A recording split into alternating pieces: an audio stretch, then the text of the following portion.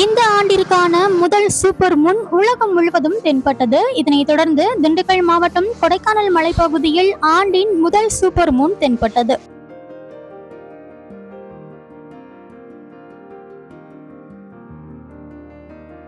குறிப்பாக வழக்கத்தை விட மிக பெரியதாகவும் 3 மடங்கு பிரகாசத்துடன் தென்பட்டது.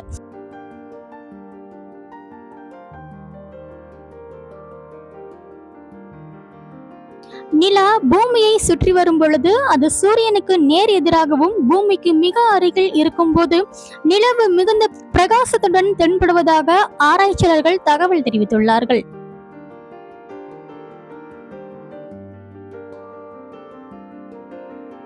மேலும் நிலவு வெள்ளை பந்து போன்றும் மிகுந்த பிரகாசத்துடன் தென்பட்டது. இந்த கண்கொள்ளா காட்சியை வீட்டிலிருந்தே பொதுமக்களும் தங்கள் விடுதியில் தங்கியிருந்த சுற்றுலா பயணிகளும் ஆர்வத்துடன் கண்டுகளித்தனர்.